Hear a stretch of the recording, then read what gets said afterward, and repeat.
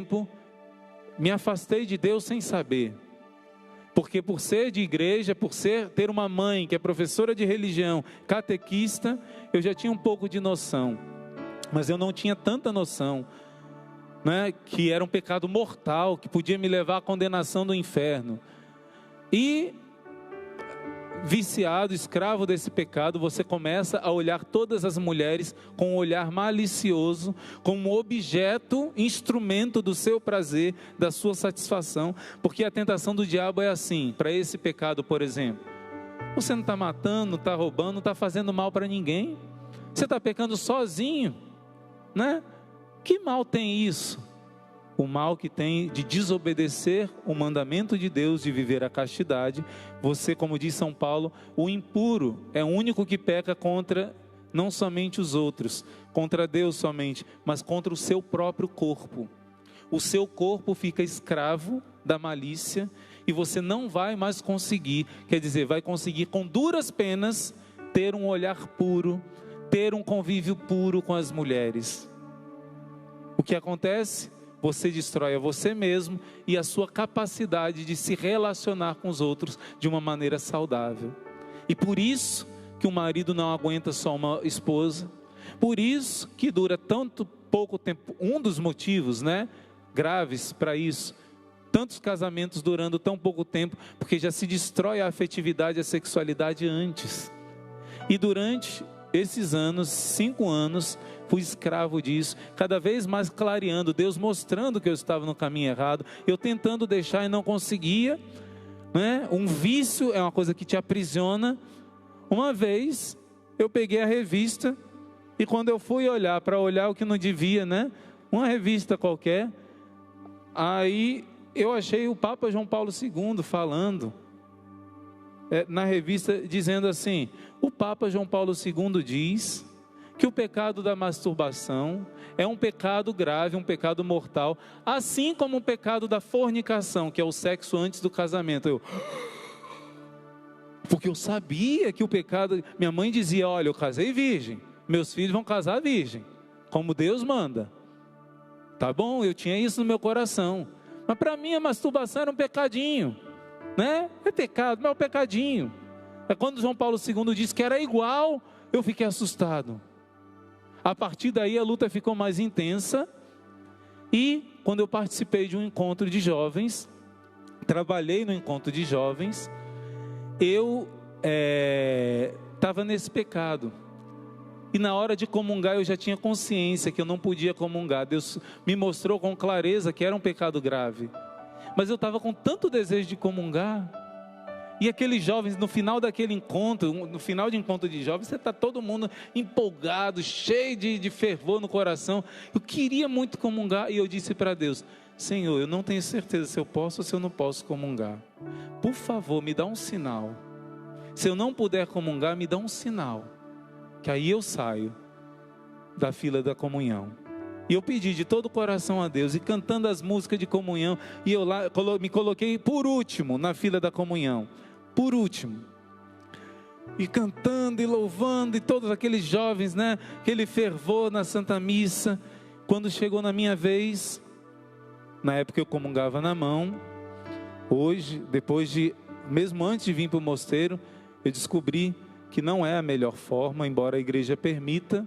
Se você estudar toda a história de como surgiu, nunca a igreja disse, o Papa deu uma concessão meio que forçado, né? A comunhão na mão é algo que dificilmente Jesus não cai, dificilmente não se perde partículas, né? E é muito fácil acontecerem de pessoas que fazem isso, e são muitas, de roubar Jesus para alguma superstição, para algum tipo de ocultismo, né? Então, mas na época eu comungava na mão. E quando só aproveitando e dando um aviso, viu, gente, para quem vai ficar na missa aqui, quando a comunhão é nas duas espécies, o vinho consagrado e o pão consagrado, o corpo e o sangue, claro que no corpo já está o corpo e o sangue, mas as duas espécies que a gente chama, nunca se pode ser na mão, viu? Os documentos da igreja dizem isso. Quando mergulha o corpo do Senhor no precioso sangue e diz corpo e sangue de Cristo, sempre é na boca. Qualquer fiel tem o direito de receber na mão se quiser, mas se não quiser, tem que dizer antes para o ministro: olha, pelo menos aqui em casa, né? Olha, eu só quero o corpo, porque eu quero receber na mão, viu? Porque se for as duas espécies, nunca pode. O documento da igreja diz que não é correto. Mesmo que alguns padres façam isso, o documento Redemptione Sacramentum está escrito claríssimo que não pode, né? Fecha o parênteses. Eu estendi a mão, e quando eu estendi a mão para receber, eu fechei os olhos naquele fervor, e nada aconteceu. Falei: cadê Jesus? Abri os olhos, não tinha mais ninguém, nem do meu lado, nem atrás de mim, nem na minha frente. Já estava lá na frente no altar, os ministros, todo mundo, o padre já lá purificando. Aí a ministra que tinha acabado de sair, que ia me dar a comunhão, eu era conhecido dela, eu fiz assim, no meio do... Era um ginásio, né? Um CIEP, que a gente chama lá no Rio de Janeiro, né? Uma quadra de futebol. Aí ela fez assim, eu no meio lá do povo, ela fez assim: tem não, acabaram as hóstias consagradas. Eu fiquei impressionado com o sinal de Deus. Depois disso eu me confessei a primeira vez, mas com tanta vergonha. Hoje eu estou contando para todo mundo, para milhares de pessoas, né? Mas foi tanta vergonha, vocês não imaginam. Eu pensava: o padre vai olhar para a minha cara toda hora e vai dizer: seu miserável, né? É muita vergonha. Aí depois dessa confissão, eu ainda caí algumas poucas vezes, fiquei um bom tempo, uns meses, depois caí, e depois disso, depois que eu caí, de novo eu disse: eu tive tanta vergonha de confessar com aquele padre, que eu vou confessar com o mesmo padre, para que eu tenha tanta vergonha de confessar a terceira vez, que eu não caia mais, né? E funcionou. Aí eu fui atrás do padre de novo, morrendo de vergonha outra vez, né? Para o mesmo padre, fiz a confissão, e a partir daí, vencendo a carne, a duras penas, suando sangue, porque vencer um vício, quem sabe é quem vive isso. Por isso a gente deve ter muita compaixão de um filho, de um esposo que está no álcool, que está nas drogas, que está em algum vício. É uma luta na pornografia, né? A justiça de Deus vai ser aplicada. Cada pessoa vai pagar pelo que fez, mas a nossa parte é principalmente a misericórdia, né? Então, depois de duras penas, me libertando, gente, da carne, eu comecei a ter experiência com o Espírito Santo. Eu comecei a ler a palavra de Deus.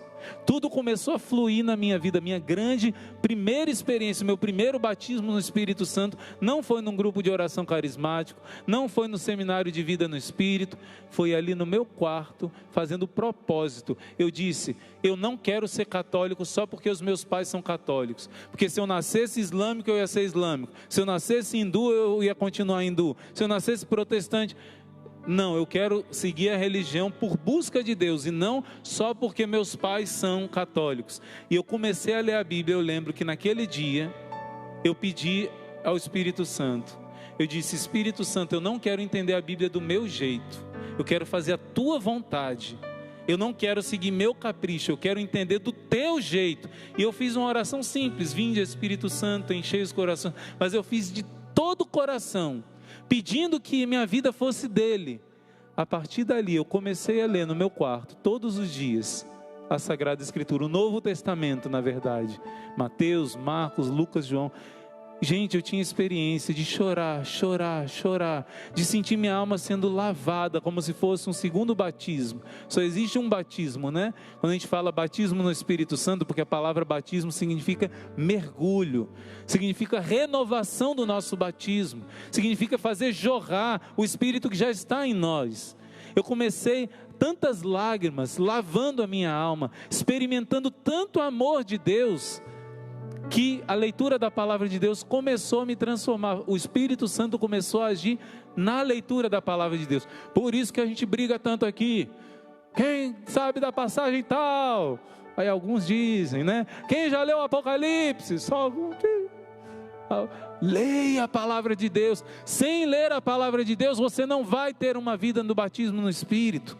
Não vai ter uma vida espiritual que vença a carne. Porque se é uma batalha, você tem que revestir a armadura.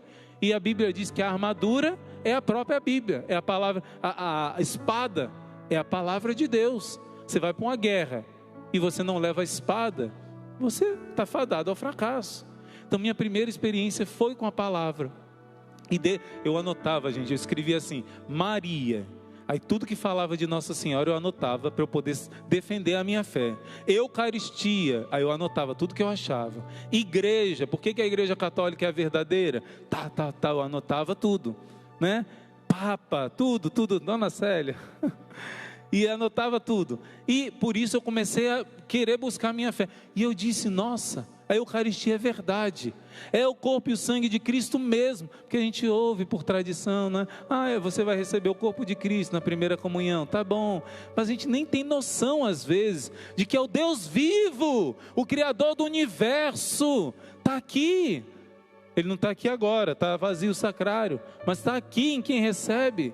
Eu fico triste porque às vezes eu vejo católicos, passa alguém com a vela e o Santíssimo Sacramento, tocando o sino para avisar, às vezes quando acaba a missa, e o pessoal, deveria todo mundo se ajoelhar, se possível prostrar até o chão.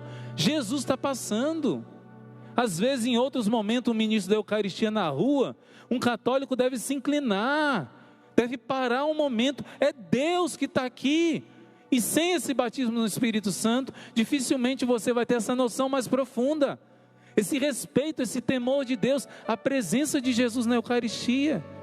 Porque depois da minha experiência com a palavra me levou para a Eucaristia.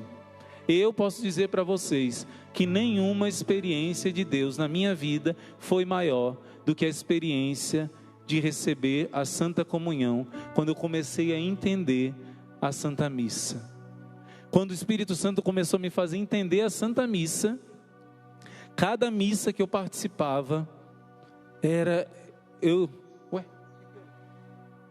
cada missa que eu participava, era um novo Pentecostes.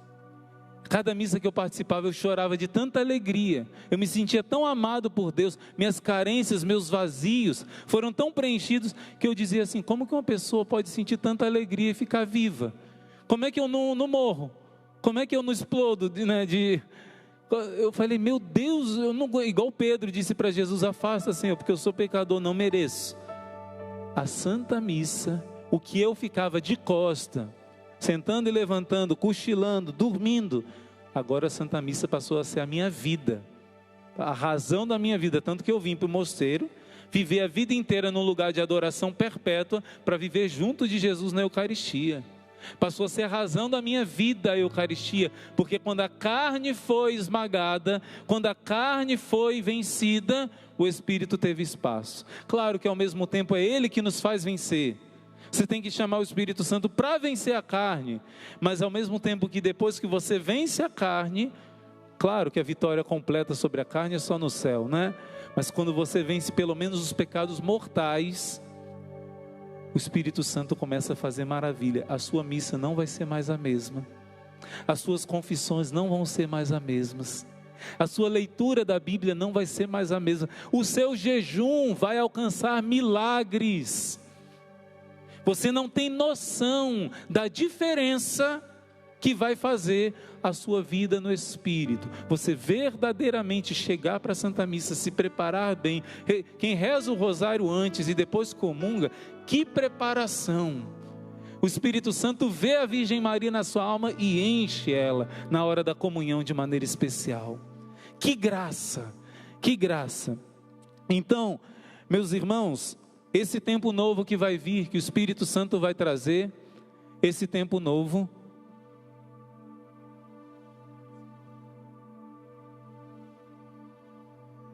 e para o lado de Nossa Senhora Aparecida, que alegria, esse tempo novo que o Espírito Santo vai fazer para nós, que vai vir em breve, não é só os nossos filhos que vão ver, não, nós veremos esse tempo novo. Nós veremos, esse tempo novo já começa, atenção, deixa uma mão para lá, esse tempo começa na sua vida hoje.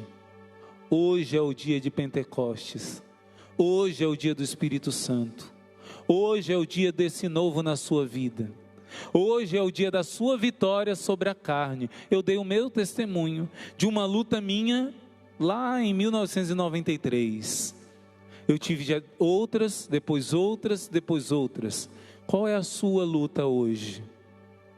Qual é a mulher velha, o homem velho, o homem da carne, o homem carnal que hoje você está vivendo e precisa deixar para que essa vida no Espírito aconteça? Feche os seus olhos um instante agora e pede ao Espírito Santo que te mostre. Talvez você já saiba qual é o ponto na sua vida que precisa ser deixado. O Espírito Santo é um vinho novo que quer te encher, mas se você não se esvaziar dessa vida na carne, você não vai vivenciar um novo Pentecostes. Esse Pentecostes que vai acontecer no mundo inteiro, quer acontecer primeiro em você, nesse dia de hoje.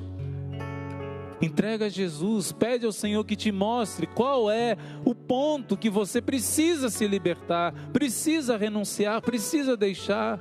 É um apego, é algo material, é alguém, é uma amizade, é um vício, é o cigarro, é o álcool, é a droga, é o dinheiro. Eu não sei o que é, mas eu sei que Deus te trouxe aqui hoje para poder destruir essa vida na carne. E nos aproximando já dessa hora de tanta graça, o próprio Jesus, que virá em breve, já vem agora na Santíssima Eucaristia, em auxílio da tua necessidade. É Ele, o batizador no Espírito Santo. É Ele que vem te trazer esse novo do Espírito, essa vida nova. É Ele que te dá força para esmagar esse vício, essa vida na carne, esse pecado que tanto você deseja se libertar. Por isso, chama Jesus agora. Vem, Senhor Jesus. Vem ser o Rei, vem ser o Senhor. Vem me trazer essa vida nova no Espírito. Vem, Jesus. Jesus já